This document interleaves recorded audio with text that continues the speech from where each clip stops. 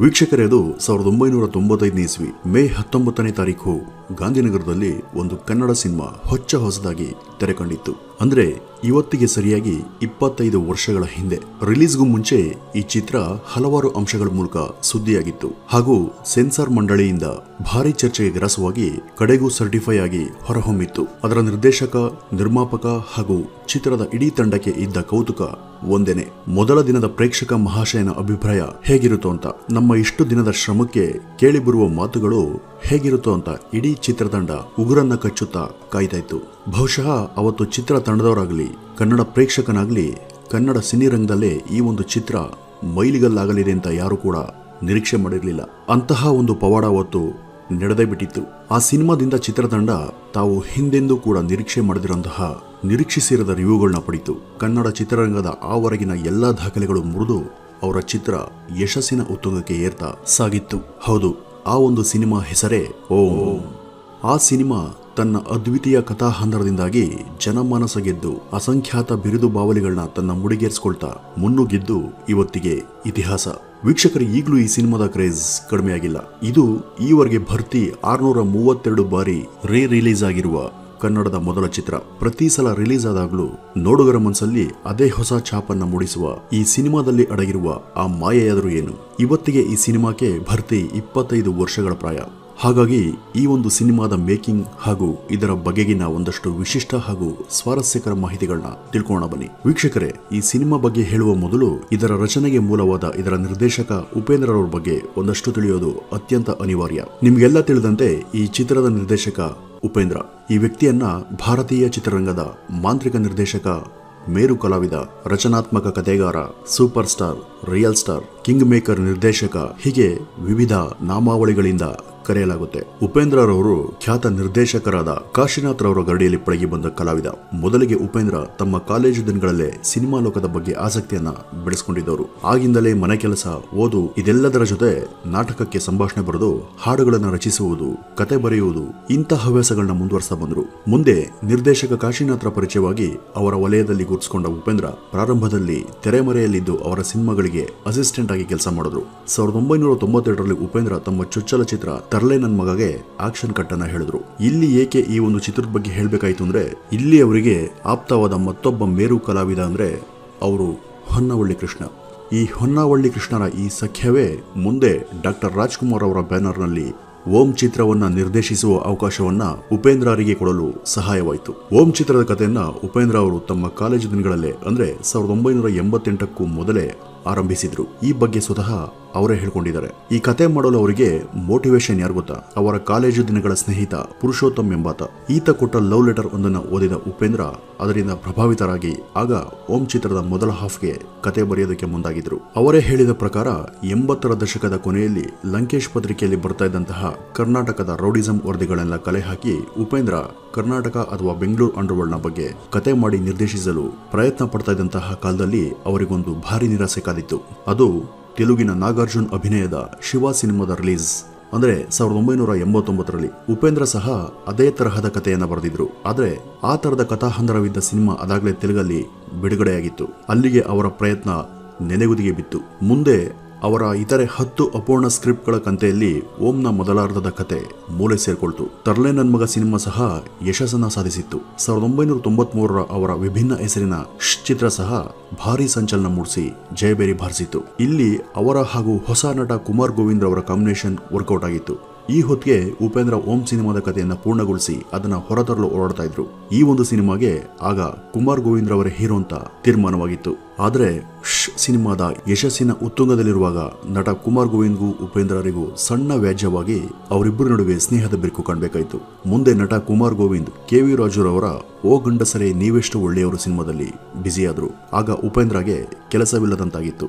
ಅವರ 5-6 ವರ್ಷದ ಶ್ರಮವಾದ ಓಂ ಪುನಃ ನೆನೆಗುದಿಗೆ ಬಿತ್ತು. ಒಳ್ಳೆ ಕೆಲಸಕ್ಕೆ 108 ವಿಘ್ನ ಎನ್ನುವಂತೆ ಅವರ ಓಂ ಮೊದಲಿಂದಲೂ ಇಂಥ ಅನೇಕ ಅಡೆತಡೆಗಳನ್ನ ಎದುರಿಸ್ತಾನೆ ಬಂತು. 1994ರ ವರ್ಷ ಉಪೇಂದ್ರ ಅಕ್ಷರಶಃ ನಿರುದ್ಯೋಗಿಯಾಗಿ ಹೋಗಿದ್ರು. ಆದ್ರೂ ಓಂ ಬಗೆಗಿನ ಅವರ ತುಡಿತ ಕೊನೆಯಾಗ್ಲಿಲ್ಲ.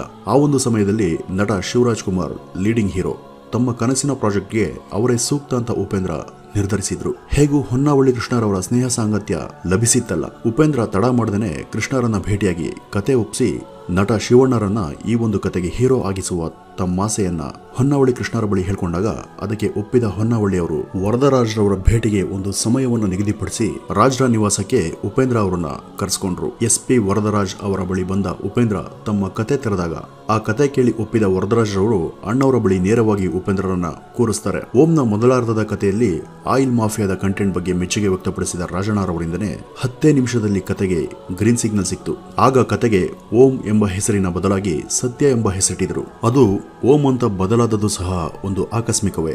ಉಪೇಂದ್ರ ಬರೆದ ಸ್ಕ್ರಿಪ್ಟ್ ಮೆಟೀರಿಯಲ್ ಮೇಲೆ ರಾಜ್ಕುಮಾರ್ ಅವರು ಓಂ ಎಂದು ಕುಂಕುಮದಲ್ಲಿ ಬರೆದು ಹರಿಸಿದ್ರಂತೆ. ತಕ್ಷಣ ಉಪೇಂದ್ರ ಆ ಓಂ ಅನ್ನುವುದನ್ನೇ ಸಿನಿಮಾದ ಟೈಟಲ್ ಆಗಿ ಘೋಷಣೆ ಮಾಡಿದ್ರು. ನಟ ಶಿವಣ್ಣ ಹೀರೋ ಆಗಿ ಬುಕ್ ಆದ್ರು. ಶಿವಣ್ಣನವರ ಕಣ್ಣಲ್ಲಿ ಅದೇನೋ ಬೆಂಕಿ ಅಂತ ಶಕ್ತಿ ಇದೆ. ಅದನ್ನ ನೋಡಿನೇ ಅವರು ಈ ಒಂದು ಪಾತ್ರಕ್ಕೆ ಜೀವ ತುಂಬಬಲ್ಲರೆಂದು ನಂಬಿ ಅವರನ್ನ ಈ ಒಂದು ಪಾತ್ರಕ್ಕೆ ಆಯ್ಕೆ ಮಾಡದೆ ಅಂತ ಸ್ವತಃ ಉಪೇಂದ್ರ ಅವರೇ ಹೇಳಿದ್ರು. ಮೊದಲಿಗೆ ಈ ಚಿತ್ರದಲ್ಲಿ ಬರುವ ಮಾಧುರಿ ಪಾತ್ರಕ್ಕೆ ಹಿಂದಿಯ ಜೂಹಿ ಚಾವ್ಲಾಳನ್ನ ಕರೆತಂದ್ರೆ ಹೇಗೆ ಅಂತ ಚರ್ಚಿಸಿದ್ರು. ಆದರೆ ಈ ಸಮಯದಲ್ಲಿ ಶಿವಣ್ಣನ ಜೊತೆ ಸವ್ಯಸಾಚಿ ಸಿನಿಮಾದಲ್ಲಿ ನಿರತರಾಗಿದ್ದ ಹೊಸ ನಟಿ ಪ್ರೇಮರವರನ್ನೇ ಈ ಒಂದು ಚಿತ್ರಕ್ಕೆ ಆರಿಸಿಕೊಳ್ಳಲಾಯಿತು. ಅಷ್ಟೇ ಅಲ್ಲ, ಈ ಸಿನಿಮಾ ಸ್ವತಃ ಡಾಕ್ಟರ್ ರಾಜ್ಕುಮಾರ್ ಅವರ ಬ್ಯಾನರ್ ನಲ್ಲಿ ಮೂಡಿಬರಬೇಕು ಅಂತ ನಿರ್ಧರಿಸಿ ಉಪೇಂದ್ರರಿಗೆ ಸ್ಪಾಟ್ ನಲ್ಲೇ ಪಾರ್ವತಮ್ಮನವರು 50,000 ರೂಪಾಯಿ ಅಡ್ವಾನ್ಸ್ ಕೊಟ್ಟಿದ್ರಂತೆ. ತನ್ನ ಅಷ್ಟು ವರ್ಷದ ಶ್ರಮಕ್ಕೆ ಸಂದ ಈ ಭಾರಿ ಪ್ರತಿಫಲದಿಂದಾಗಿ ಉಪೇಂದ್ರ ಆ ದಿನ ಆನಂದ ಬಾಷ್ಪ ಸುರಿಸಿದ್ದನ್ನ ಈಗಲೂ ಸ್ಮರಿಸಿಕೊಳ್ತಾರೆ. ಇಷ್ಟೆಲ್ಲ ಆಗಲು ಹೊನ್ನವಳ್ಳಿ ಕೃಷ್ಣರ ಬೆಂಬಲ, ವರದರಾಜ್, ರಾಜಣ್ಣ ಹಾಗೂ ಪಾರ್ವತಮ್ಮನವರ ಔದಾರ್ಯವೇ ಕಾರಣ ಅಂತ ಉಪೇಂದ್ರ ಹೇಳ್ಕೊಂಡಿದ್ದಾರೆ. ಹೇಗೂ ಕತೆ ಸಂಪೂರ್ಣ ಸಿದ್ಧವಿತ್ತು.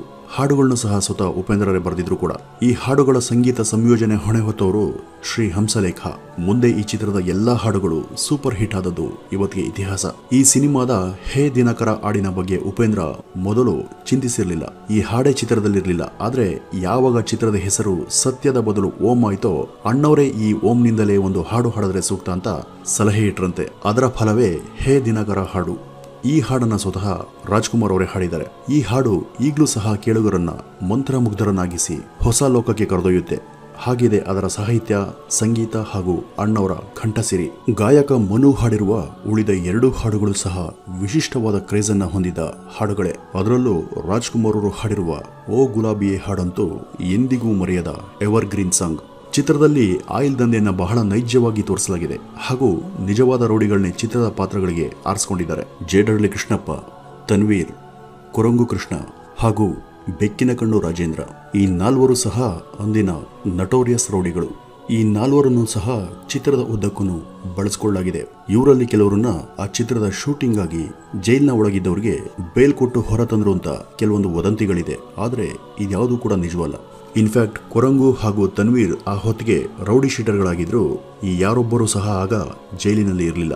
ಇನ್ನು ಈ ಚಿತ್ರ ಸೆನ್ಸಾರ್ ಮಂಡಳಿಯಿಂದ ಭಾರಿ ಟೀಕೆಗೆ ಒಳಗಾಯ್ತಲ್ದೇನೆ ಅದರ ಕ್ಲೈಮ್ಯಾಕ್ಸ್ ಸೀನನ್ನ ಬದಲಾಯಿಸೋವರೆಗೂ ಚಿತ್ರವನ್ನ ಬಿಡುಗಡೆ ಮಾಡೋದಿಲ್ಲ ಅಂತ ಸೆನ್ಸಾರ್ ಮಂಡಳಿ ಹೇಳಿತ್ತು.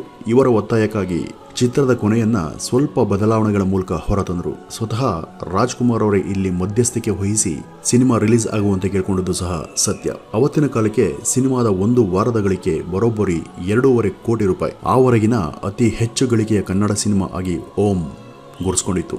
ಬಿಡುಗಡೆಯಾದ ಒಂದೇ ತಿಂಗಳಲ್ಲಿ ರಾಜ್ಯದ ಮನೆ ಮಾತಾದ ಈ ಚಿತ್ರ ಆ ವರ್ಷದ ಇಂಡಿಯಾ ಟುಡೇ ಮ್ಯಾಗಝೀನ್ ಅಲ್ಲಿ ಕವರ್ ಪುಟದಲ್ಲಿ ಕಾಣಿಸಿಕೊಂಡಿತ್ತು ಕೂಡ. ಚಿತ್ರದ ನಟನೆಗಾಗಿ ಶಿವಣ್ಣ ಮಾಸ್ ಹೀರೋ ಆಗಿ ಗುರುತಿಸಿಕೊಂಡ್ರು. ನಟನೆಯ ಗುಣಮಟ್ಟಕ್ಕೆ ಅವರು ಆ ವರ್ಷದ ಬೆಸ್ಟ್ ನಟ ಫಿಲ್ಮ್ ಫೇರ್ ಪ್ರಶಸ್ತಿಗೂ ಆಯ್ಕೆಯಾದರು. ಈ ಚಿತ್ರ ತೆಲುಗು ಹಾಗೂ ಹಿಂದಿಗಳಲ್ಲೂ ಸಹ ರೀಮೇಕ್ ಆಯಿತು. 2015ರಲ್ಲಿ ಈ ಚಿತ್ರದ ಮೊಟ್ಟ ಮೊದಲ ಟಿವಿ ಹಕ್ಕುಗಳನ್ನ ಉದಯ ಚಾನೆಲ್ ಅತ್ಯಂತ ದುಬಾರಿ ಬೆಲೆ ಕೊಟ್ಟು ಖರೀದಿ ಮಾಡಿತ್ತು. ಈವರೆಗೆ ಈ ಚಿತ್ರ ಭರ್ತಿ 632 ಬಾರಿ ರಿಲೀಸ್ ಆಗಿದೆ. ಪ್ರತಿ ಬಾರಿಯೂ ಹೌಸ್ಫುಲ್ ಅನ್ನ ಸಾಧಿಸುವ ಈ ಸಿನಿಮಾ ಚಿತ್ರರಂಗದ ಒಂದು ಬಹುದೊಡ್ಡ ಮೈಲುಗಲ್ಲು. ಇಂಥ ಒಂದು ಕಥೆಯನ್ನ ಈಗ ಸ್ವತಃ ಉಪೇಂದ್ರರಿಗೂ ಮತ್ತೊಮ್ಮೆ ನಿರ್ದೇಶನ ಮಾಡೋದಕ್ಕೆ ಆಗದಷ್ಟು ಪರ್ಫೆಕ್ಷನ್ ಈ ಒಂದು ಚಿತ್ರದಲ್ಲಿದೆ.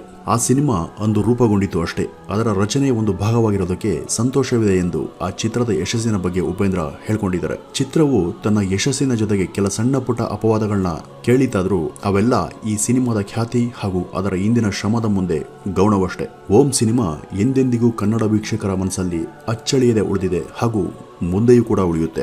ಇದಿಷ್ಟು ಓಂ ಚಿತ್ರದ ಬಗ್ಗೆ ಇರುವಂದಷ್ಟು ಮಾಹಿತಿಗಳು.